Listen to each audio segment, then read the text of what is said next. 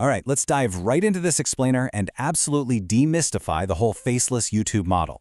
So many people just dismiss this as some trendy gimmick, but honestly, the data completely says otherwise. Today, we're going to transform how you view this entire space. We're not talking about just hiding behind a screen here. We're talking about building a highly scalable automated media machine that actually generates real revenue. So here's our blueprint for today. We're going to compare faceless versus personal brands, look into high CPM niche selection, map out the entire AI production stack, navigate the tricky waters of copyright and fair use, and then finally wrap up with growth and audience engagement. Let's get to it. Starting off with Section 1, faceless versus personal brands, and really choosing your core model. Look, there's a fundamental trade-off you've got to face on day one. A personal brand, think of your absolute favorite vlogger. It's high leverage, sure, but it is incredibly low scalability. Why? Because you are the product. It requires your face, your mood, your time. You literally cannot outsource being you.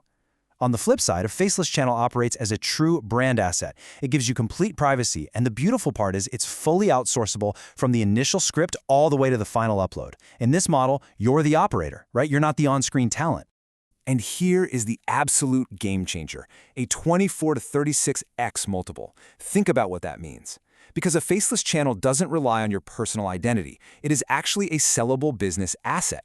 Imagine building up a channel, letting it run consistently, and then cashing out, selling it for up to 3 years of its monthly profit. You just can't do that when your face is the brand. If you leave a personal channel, the audience leaves with you. Industry expert Devin Conup kind of hit the nail on the head here. He points out that a faceless channel is simply the fastest path to building financial runway. See, personal brands take this massive time investment to build up that parasocial trust with viewers, but faceless channels, they can be monetized so much quicker. They generate cash flow that you could actually use to fund a personal brand later on if you ever decide you do want to step in front of the camera. Okay, moving right along to Section 2, high CPM niche selection. Basically, understanding the market. I want you to think of your niche as your financial compass. Just take a look at the massive variance in these CPM ranges. If you don't know, that's how much advertisers are paying per 1,000 views. Finance and investing, that commands an incredible $15 to $45, but it requires super well-researched, highly credible scripts. Now contrast that with history and education. The CPM is definitely lower, sitting around $5 to $12, but the trade-off is a massive depth of available content with a way lower barrier to entry, mostly because you can just use readily available archive footage. You've really got to balance the potential payout with your actual ability to consistently produce the content. So how do you actually choose? Well, before you record a single second of audio, you really need to pass your niche idea through this 4-question filter. Number 1, can you easily brainstorm at least 50 video ideas? Number 2, are smaller channels currently breaking through? That's a huge signal of active audience demand. 3, can you sell affiliates or digital products down the line? And crucially, number 4, are there unanswered questions sitting right there in the comment sections of the top videos? Because listen, those unanswered questions aren't just comments, they are literally your content calendar handed to you on a silver platter. All right, Section 3, the AI production stack. Let's talk about building your content engine. This is where it gets really fun. You can basically map specific AI tools directly to whatever is bottlenecking your production. Say you need to turn a text script into perfectly matched stock footage in an instant. You'd use something like Pictory or Flicky. What if you need a hyper-realistic, emotionally resonant voiceover so you don't even have to plug in a microphone? Well, 11 Labs and Murph.ai are totally the industry standards for that right now. Or maybe you want a virtual presenter. HeyGen provides incredibly realistic avatars. It's wild. AI literally allows you to build an entire production studio straight from your laptop. But, and this is a massive but here, folks, you absolutely have to treat AI as a production assistant, not a total replacement for you. You see, channels that completely outsource their judgment, their research, and their unique editorial angle to AI, they just end up producing tonally flat, honestly boring content. Sure, AI can synthesize a great voice and cut the footage together beautifully, but you still have to provide that unique angle that actually keeps real human viewers watching. If the content feels generic, I promise you, the audience will abandon it in a heartbeat. Moving into Section 4, navigating copyright and fair use. This is all about shielding your asset.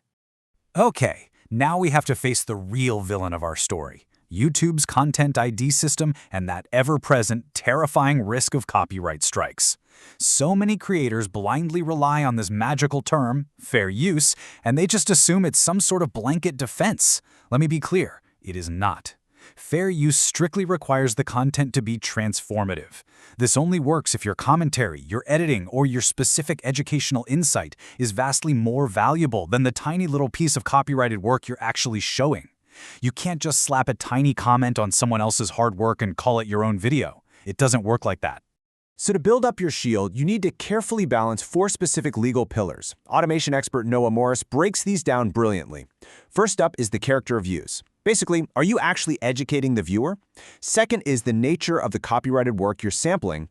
Third is the amount used. This is huge. Do not to steal the best 3 seconds or the heart of a movie or clip.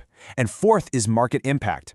Ask yourself, if someone watches your video, will it completely replace their need to go watch the original? If the answer is yes, you are definitely in trouble.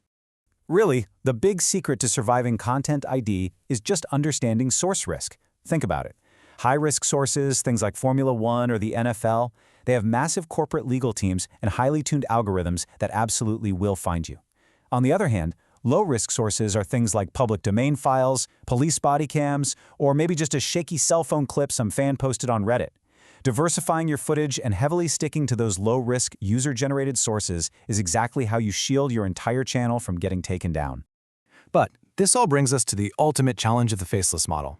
I mean, if the audience can't actually see your face, how do they connect with you? Well, that question leads us perfectly into our final section. Section 5. Growth and Audience Engagement. Let's talk about building a community out of thin air. Let's look at the actual structural hooks that build a loyal community when you literally have no on-camera personality to rely on. Because you don't have a face, you have to replace that parasocial connection with pure engaging structure. First off, your voiceover needs a firm, distinctive point of view. You've got to have an opinion. Then you have to hook the viewer right in those critical first 30 seconds by opening with high-stakes, counterintuitive scenarios. You also want to utilize what's called the question title engine, which means framing your titles as very specific, curiosity-driven questions that just demand to be clicked. And finally, you start with a narrow wedge, meaning you get hyper-specific in your topic before you ever try to expand. Believe it or not, this predictability and sharp framing, that actually becomes your brand's face. So armed with this entire blueprint, the niches, the AI stack, the legal shields, the choice of how you execute is totally in your hands. Are you just going to chase another fleeting internet trend? Or are you ready to use these tools to build a truly scalable, legally shielded asset that you could one day sell for a massive multiple? The blueprint is yours. So, what are you going to build first?